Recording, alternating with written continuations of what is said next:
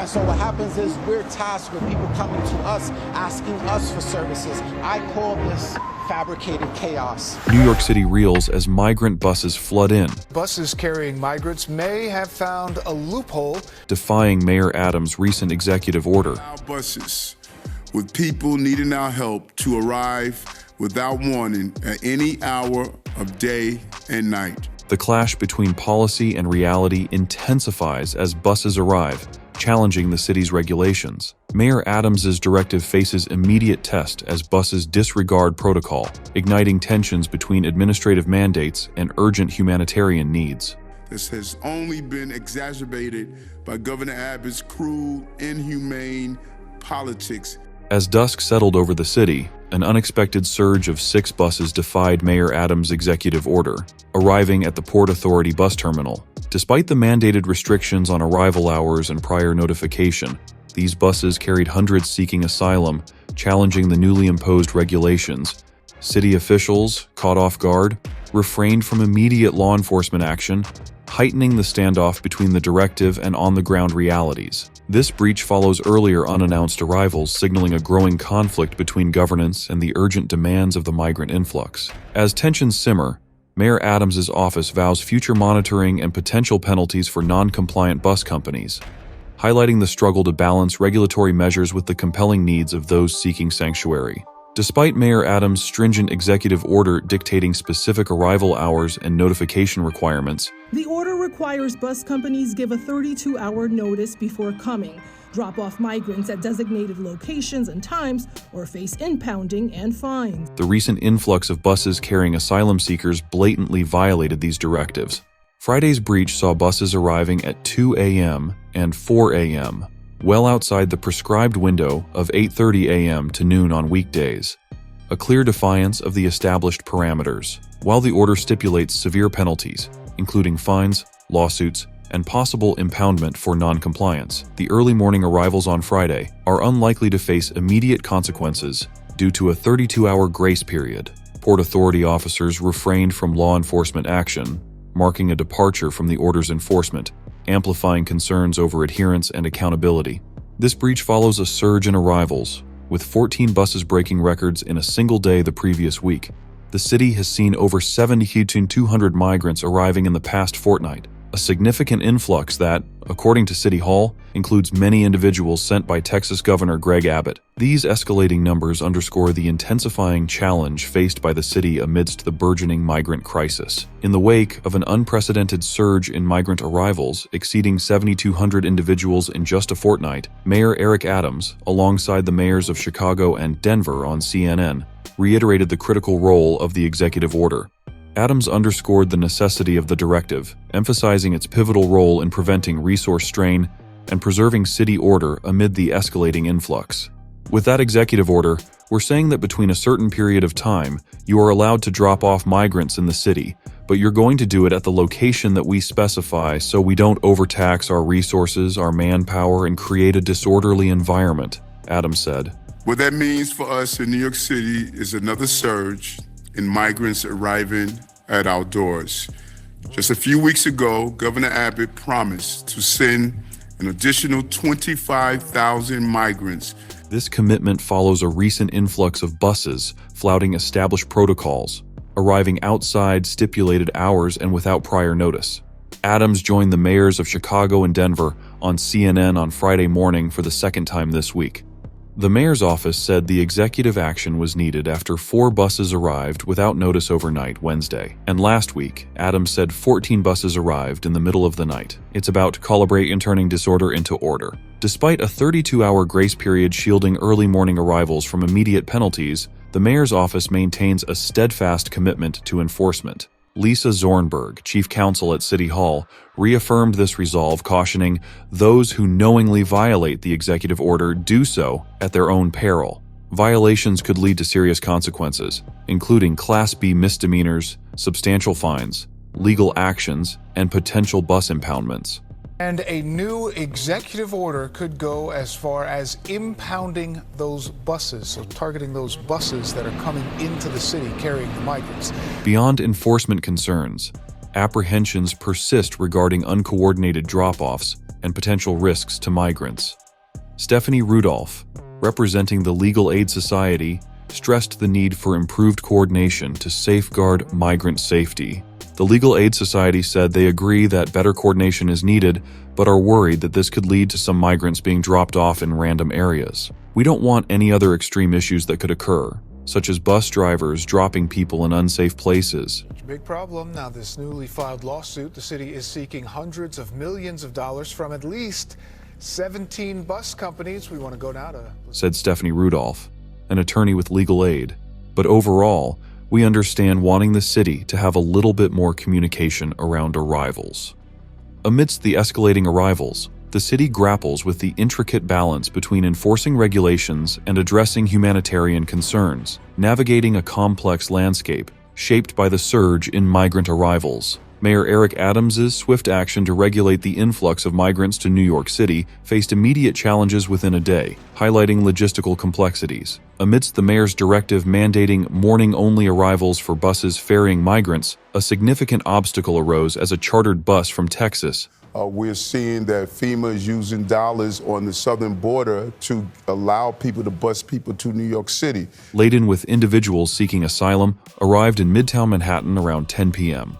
This unexpected arrival contradicted the newly set guideline for morning drop-offs, showcasing the initial hurdles in implementing the mayor's strategy to streamline the arrivals. The scenario underlines the immediate challenges faced by the city in enforcing the regulatory measures to manage the influx of migrants from Texas, indicating the complexities in aligning operational logistics with regulatory mandates.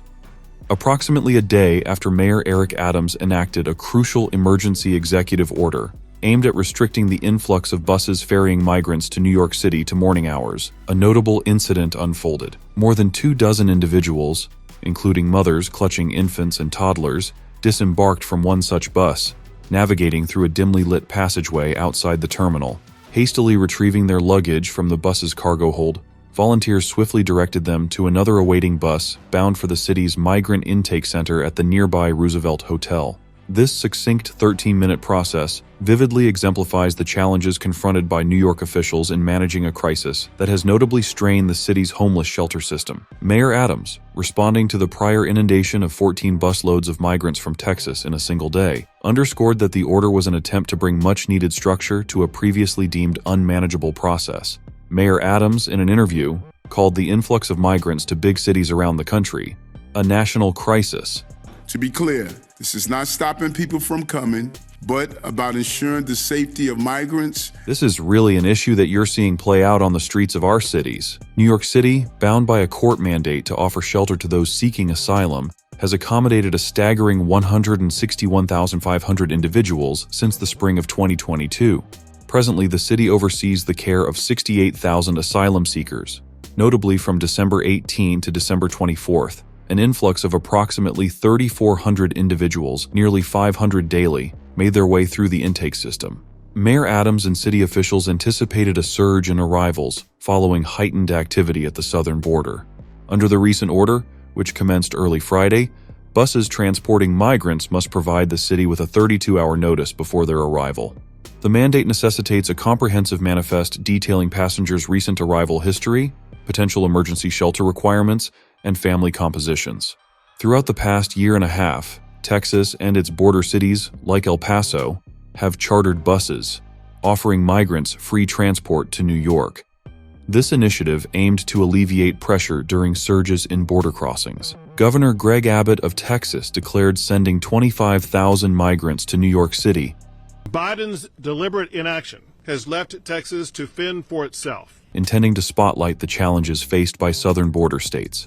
Most of these migrants were directed to Democratic-run cities, allegedly to prompt President Biden to fortify border security. The order now directs buses to drop off migrants solely between 8:30 a.m. and 12 p.m., Monday to Friday, on a public street adjacent to the terminal, unless granted specific permission otherwise. While some migrants arrange their transport, many arrivals occur through chartered buses or flights. However, the mayor's executive order doesn't encompass buses permitted to drop passengers within the terminal, as confirmed by Port Authority officials. Late Thursday, two private contractors conversed briefly with Port Authority police officers after their charter bus offloaded passengers onto a city street. Similar mandates in Chicago, despite efforts, haven't significantly stemmed the influx. Chicago authorities reported receiving 620 busloads of migrants since August 2022, with over 14,654 asylum seekers housed in active shelters and more than 300 awaiting placement. Denver Mayor Mike Johnston echoed Adams and Chicago Mayor Johnson's call for federal aid in managing the influx. Denver also plans to adopt rules mirroring those of New York and Chicago for bus arrivals. Since the order's issuance, city officials notified over 50 charter bus companies frequently used by Governor Abbott about the new regulations. As of Friday afternoon, there were no reported pending arrivals from Texas.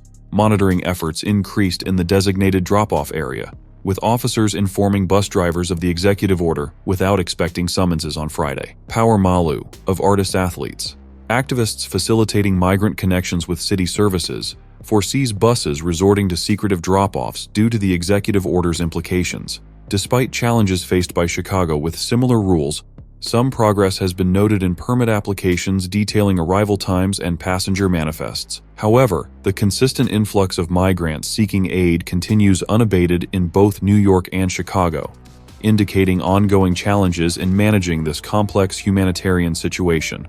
NYC migrant crisis drags on. New York City is caught in the grip of an unrelenting migrant crisis, having accommodated an overwhelming influx of over 150,000 migrants since the onset of spring, with a staggering 67,000 individuals presently under the city's care.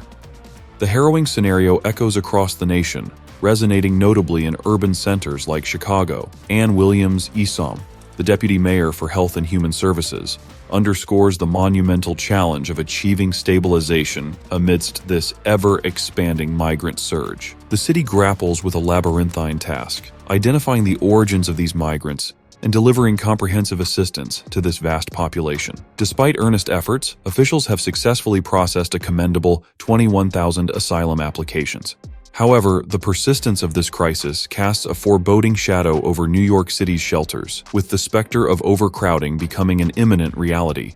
The Floyd Bennett shelter, originally intended to house a modest 2,000 occupants, now strains under the weight of accommodating an alarming 14,000 individuals, serving as a stark testament to the overwhelming nature of this crisis. Controversy emerges around the interpretation of mandates dating back to the 1980s, specifically those regarding providing shelter, with discord arising over whether these obligations extend to migrants. Such debates surface concerning the potential ramifications on the access of native New Yorkers to shelter, raising apprehensions of a surge in homelessness within the city. These concerns prompt contemplation about the trajectory of New York City and the equitable allocation of resources, especially given the colossal investment of over $2 billion, primarily sourced from taxpayers, designated to bolster migrant support. This financial pressure mounts further, urging the Biden administration to allocate additional aid, particularly targeted at the assistance of Venezuelan migrants. As the strain on resources intensifies, ethical debates reverberate within the cityscape, questioning the moral grounds of taxpayer investment, especially for non-native residents. Thus, the looming question prevails: is this the trajectory New York City should embrace as its future? To encapsulate this complex situation, New York City grapples with an intricate dilemma, balancing its commitment to governance and order with its moral obligation to offer solace to those seeking asylum. The clash between policy directives and the relentless influx of migrants exemplifies the city's struggle to navigate a crisis that strains resources and challenges established regulations. At its core, this isn't merely about buses arriving at ungodly hours or the defiance of directives. It's about the ethical quandary of reconciling administrative protocol with humanitarian needs. The surge in arrivals signals not just a logistical hurdle, but also a moral one, questioning the city's ability to uphold its tradition of offering sanctuary. Amidst the chaos, Mayor Adams's office reiterates its commitment to enforcing regulations, emphasizing the need for order and structured processes. Yet, as the migrant numbers surge and buses continue to defy directives, it's clear that a more nuanced approach is required, one that harmonizes regulatory measures with the imperative to provide compassion and refuge. The ultimate question lingers: how will New York City navigate this pivotal moment, not just in managing the surge, but in shaping its identity as a beacon of hope and inclusion? The answer will likely not just define the city's response to this crisis, but also impact its ethos for years to come.